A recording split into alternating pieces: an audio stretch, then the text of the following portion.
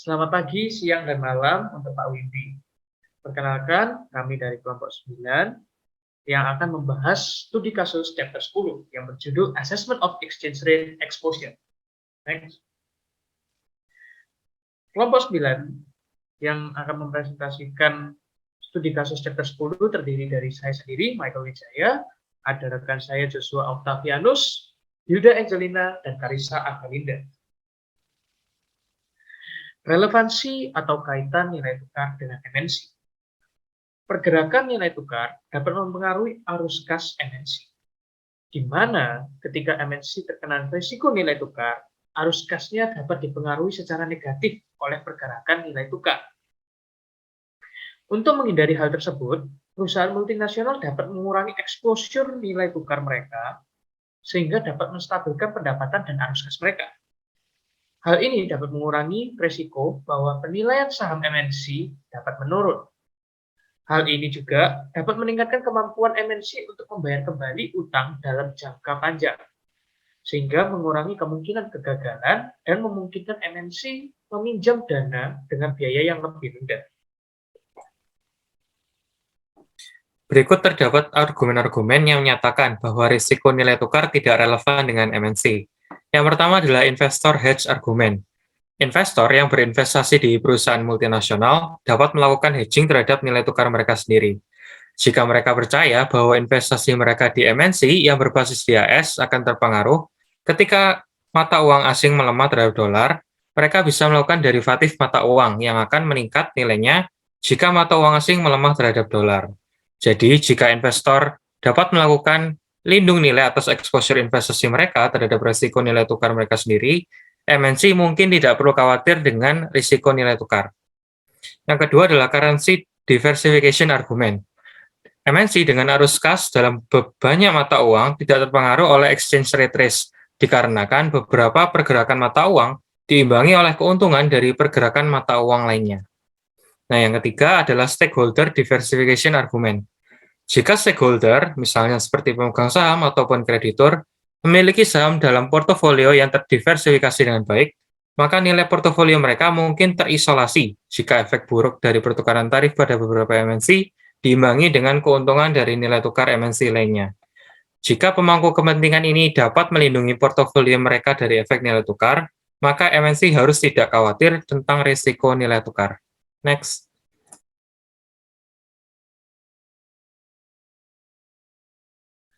Oke, jadi beberapa bentuk-bentuk exposure nilai tukar yang bisa dimiliki MNC ini salah satunya yang pertama ada exposure transaksi, yaitu risiko yang berhubungan dengan perjanjian kontrak di mana sensitif terhadap satuan arus kas perusahaan dalam mata uang asing. Jadi bisa dikatakan exposure yang muncul ketika MNC menghadapi arus kas kontraktual yang ditetapkan dalam mata uang asing. Yang kedua ada exposure ekonomi, yaitu exposure arus kas MNC terhadap pergerakan nilai tukar. MNC dapat mengukur exposure ekonominya dengan menentukan sejauh mana arus kas mereka ini akan dipengaruhi oleh exposure mereka untuk setiap mata uang asingnya. Yang ketiga ada exposure translasi, di mana muncul ketika laporan keuangan anak perusahaan di luar negeri yang ditetapkan dalam mata uang asing ini diharuskan untuk diberi ke perusahaan induk dalam mata uang domestik. Untuk mengukur exposure translasi ini, MNC bisa memperkirakan pendapatan mereka dalam setiap mata uang asing dan menentukan bagaimana pendapatan tersebut dapat dipengaruhi oleh potensi pergerakan nilai tukar setiap mata uangnya.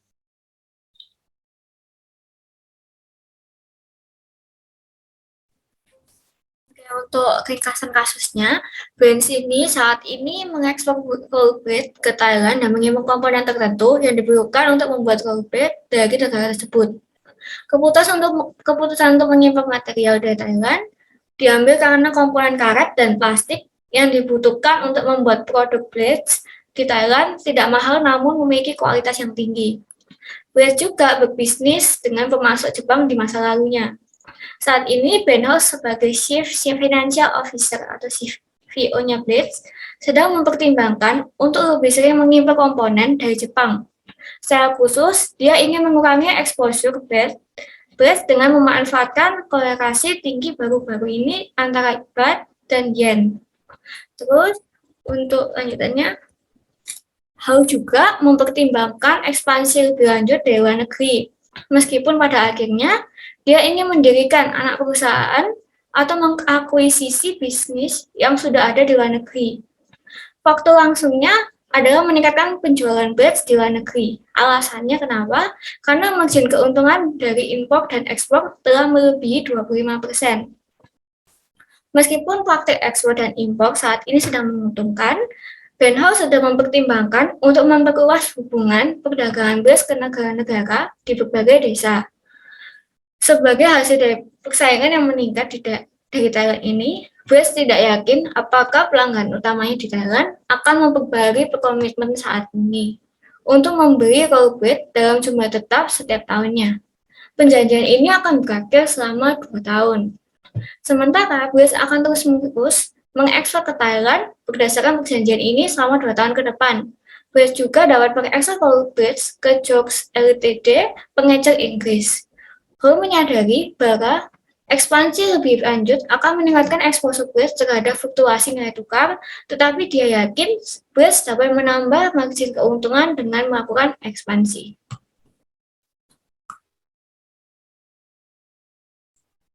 Berikut soal nomor 1. Next. Nah, menurut kelompok kami, jenis exposure yang digunakan oleh Blitz Inc. ini adalah transaction dan economic exposure. Nah, yang pertama yaitu penggunaan transaction exposure, di mana terlihat dari salah satu perjanjian dagang Blitz dengan perusahaan asal Thailand, yaitu Entertainment Inc. Nah, perjanjian tersebut berisikan penjualan roller blades yang dilakukan dengan jumlah dan harga tetap dalam satuan baht Thailand, sehingga terdapat arus kas dalam mata uang asing. Untuk yang kedua, yaitu penggunaan economic exposure, di mana dapat dilihat dari adanya fluktuasi nilai baht yang berpengaruh terhadap pendapatan dan pengeluaran perusahaan.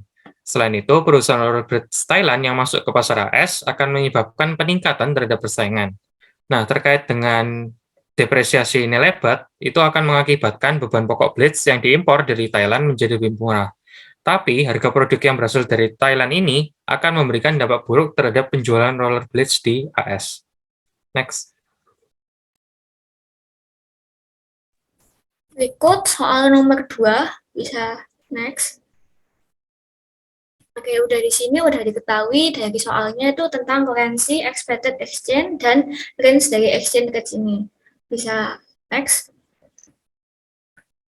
Nah, apabila dilihat dari soal itu sudah diketahui kalau misalnya ini mendapatkan info atau outflow, itu dia dari soalnya yaitu inflow apabila itu membeli, sedangkan outflow itu mengimpor. Nah, di sini juga sudah tertera dari quantity dan price dari setiap itunya. Bisa next.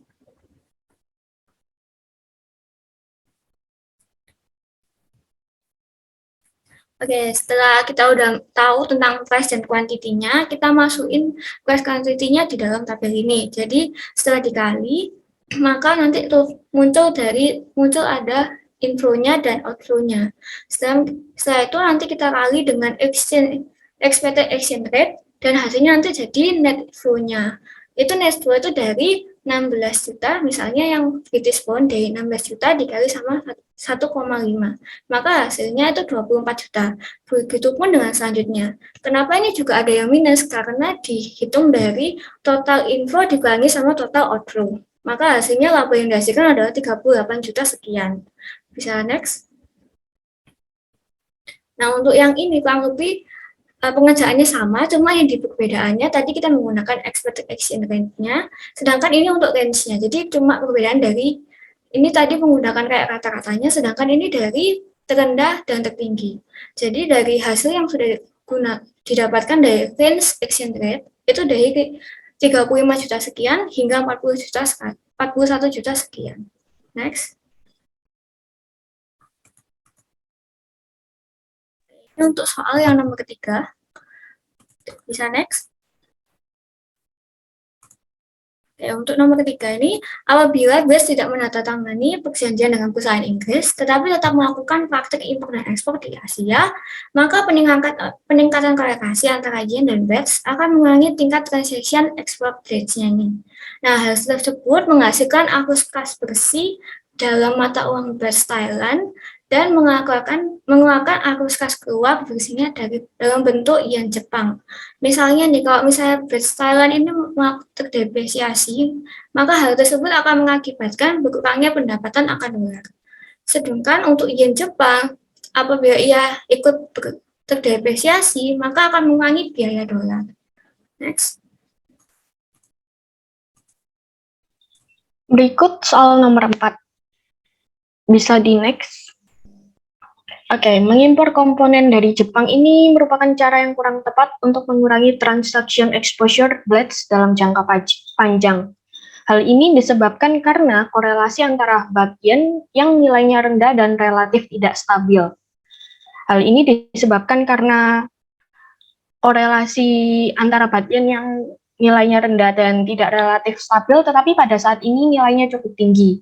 Blades hanya mengurangi transaction exposure dengan mengimpor dari Jepang karena adanya korelasi yang tinggi antara dua mata uang, sehingga transaction exposure Blades diharapkan dapat meningkat.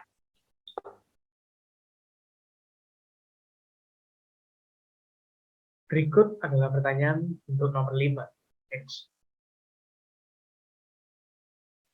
Jika Blades menandatangani perjanjian dengan Jokes.ltd, tingkat transaction exposure secara keseluruhan dapat meningkat karena transaksi yang dihasilkan memberikan peningkatan net cash inflow Blades dalam mata uang asing. Namun, peningkatan yang terjadi pada transaction exposure tidak terlalu tinggi karena korelasi antara dua mata uang Asia dan pound Inggris ini relatif rendah. Misalnya, depresiasi yang terjadi pada pound Inggris akan disertai dengan apresiasi terhadap baht Thailand dan yen Jepang. Depresiasi pound akan mengakibatkan berkurangnya pendapatan dolar dari ekspor Inggris Blades. Namun, pengurangan ini akan diimbangi dengan peningkatan pendapatan dolar dari Thailand, meskipun biaya dolar Blades yang dikeluarkan karena impor Jepang juga akan meningkat. Next. Berikut adalah soal nomor 6. Next. Nah, secara negatif, depresiasi baht Thailand ini akan mempengaruhi penjualan Blades-nya di Amerika Serikat. Nah, hal tersebut terjadi karena perusahaan rollerblade di Thailand melakukan penargetan di AS atau ekspansi di AS, sehingga masuk ke dalam lingkup pasarnya rollerblade AS. Nah, produk asing ini memiliki harga yang lebih murah sehingga menjadi sebuah daya tarik atau banyak diminati, sehingga diikuti dengan apresiasi dolar. Nah, pendapatan yang diterima oleh Blades dari Thailand Baht juga menjadi lebih sedikit apabila dikonversi ke dolar, karena dolar sendiri terapresiasi terhadap Baht. Nah, tentu akan berdampak negatif terhadap ekspor Blades ke negara Thailand.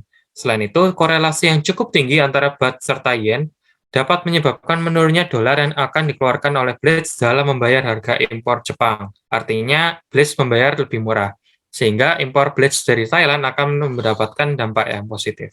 Next. Sekian presentasi dari kelompok kami mohon maaf apabila terjadi salah kata. Terima kasih.